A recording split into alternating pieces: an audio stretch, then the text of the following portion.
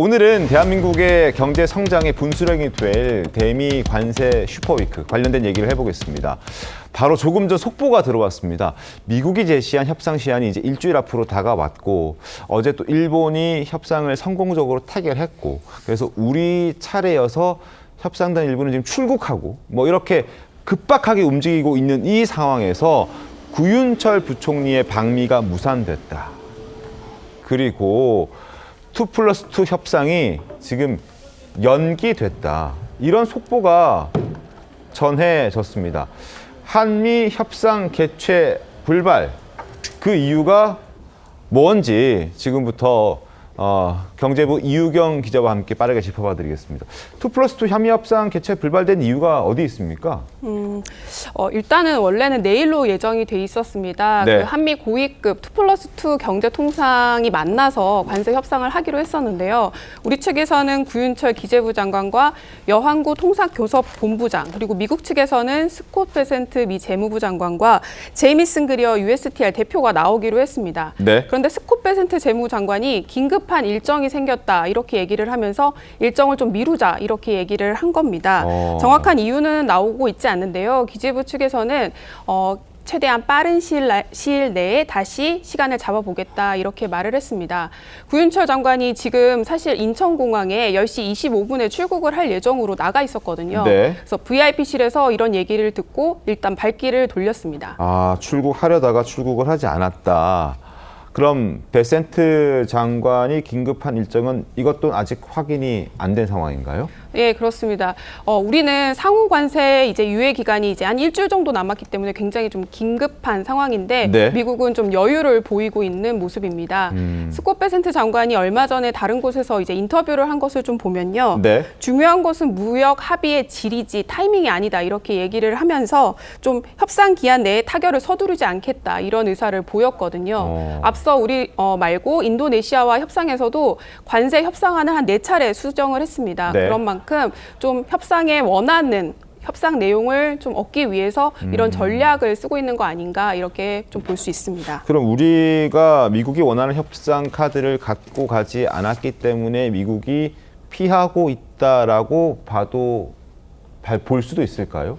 아직 협상이 진행되지 않았기 때문에 서로의 협상 전략까지는 알 수는 없겠지만요. 지금 김정관 산업부 장관이 이제 현장에 가서 에너지나 제조업 협력 분야에 대해서 이제 논의를 시작할 예정이거든요. 그래서 네. 대규모 투자도 아마 이제는 제안을 할 것으로 보이기 때문에 일본과 비교해서 우리가 좀 어떤 협상 카드를 내놓을 수 있을지 그걸 좀 더 지켜봐야 할 것 같습니다. 알겠습니다. 어제 미국으로 먼저 떠난 협상단 모습 잠깐 보고 오겠습니다.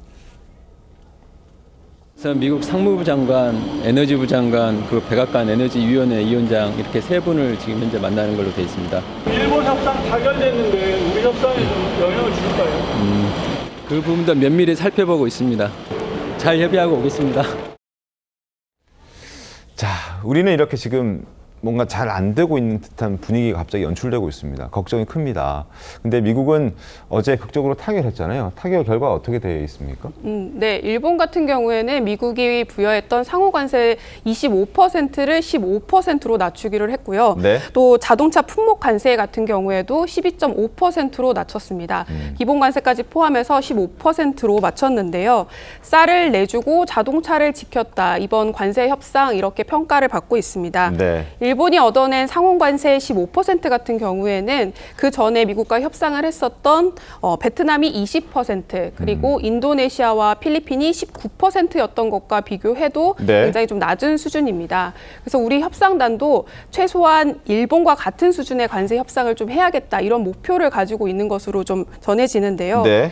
자동차는 우리에게 있어서는 굉장히 중요한 수출 품목입니다. 그리고 일본과도 경쟁이 굉장히 치열한 분야이기 때문에 네. 미국과 일본이 이렇게 15%로 협상을 타결을 했다면 우리도 이 정도 수준에서는 맞춰야 또 제대로 수출을 할 수 있기 때문에 굉장히 중요한 대목입니다.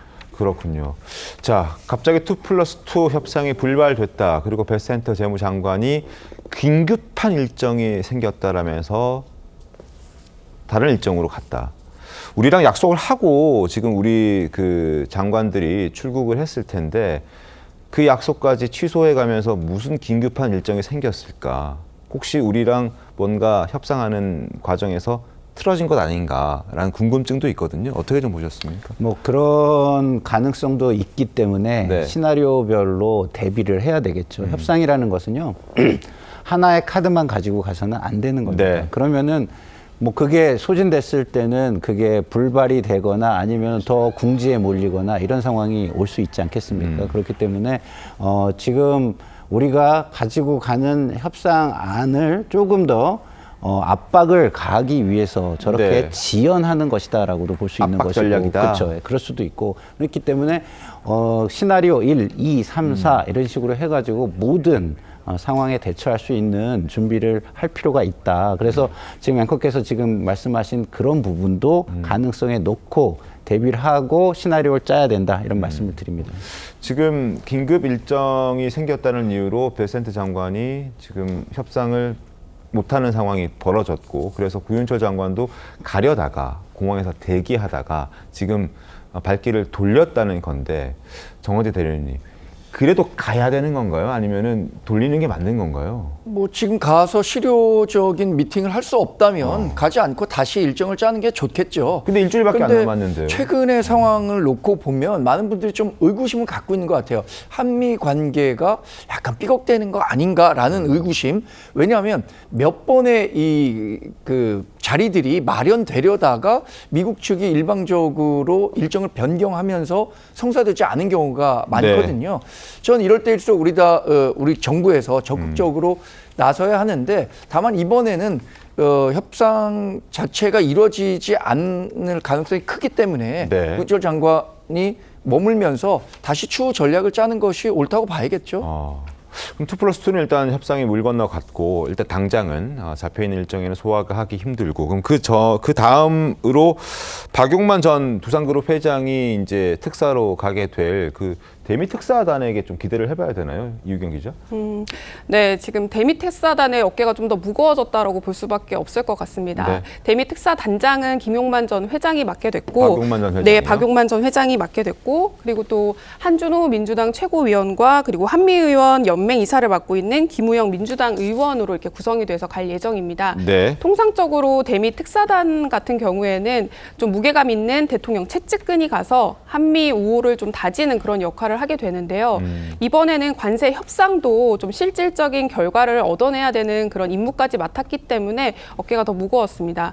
그래서 이번에 박용만 단장이 가지고 갈 이재명 대통령의 친서에 어떤 내용이 담길지도 굉장히 좀 관심이 모아지고 있습니다. 알겠습니다.